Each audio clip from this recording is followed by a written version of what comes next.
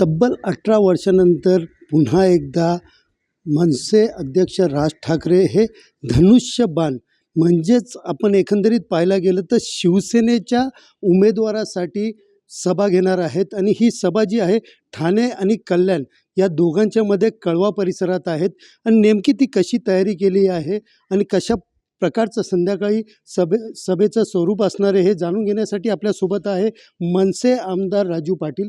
त्यांच्याकडनं विचारून घेऊया. सर, काय सांगाल? तब्बल 18 वर्षानंतर पुन्हा एकदा शिवसेनेच्या स्टेजवरती राज ठाकरे बोलणार आहेत, कसं पाहता याकडे?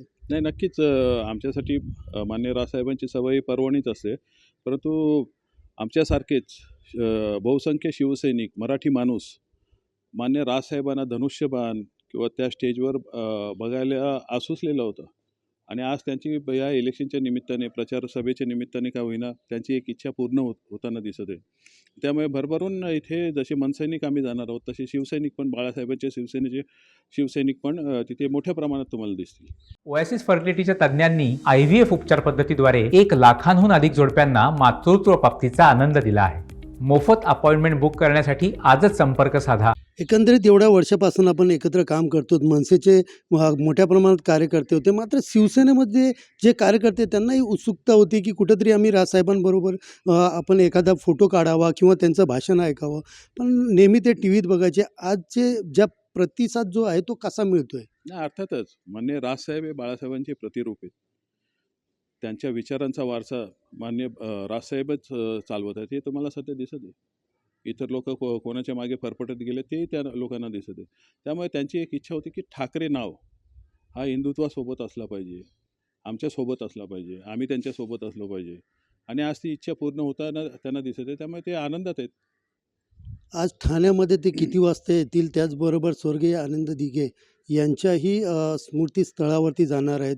नेमकं कसं स्वरूप जे आहे ते सभेचं असणार आहे? म्हणजे मला पूर्ण कार्यक्रम त्यांचा इतका माहिती नाही आहे अजून. ते अविनाशी जाधव वगैरे आमचे बघतायत सहकारी, परंतु आनंद दिघे साहेबांच्या स्मारकावर जायचं असेल किंवा ते मठ बोलतो आम्ही त्यांना, तिथे जायचं असेल तर साधारण 4:30च्या सुमारास ते जातील आणि सभास्थानी 6:30पर्यंत मान्य राजसाहेब याचं नियोजन आहे.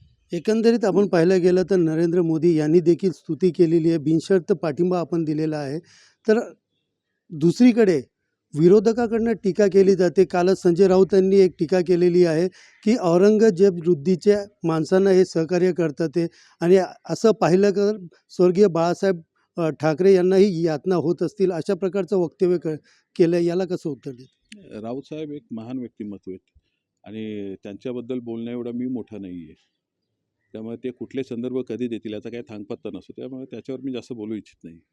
एकंदरीत पाहायला गेलं तर कुठेतरी शिवसेनेच्या किंवा उद्धव बाळासाहेब ठाकरेच्या गटाकडनं जे टीका केली जाते यांना प्रतिउत्तर न देत आजची सभा जी आहे ती मोठ्या प्रमाणात होण्याची शक्यता आणि मोठ्या प्रमाणात होणार असा विश्वास देखील या ठिकाणी मनसे आमदार राजू पाटील यांनी व्यक्त केला आहे. सुनील जाधव, TV9 मराठी, डोंबिवली.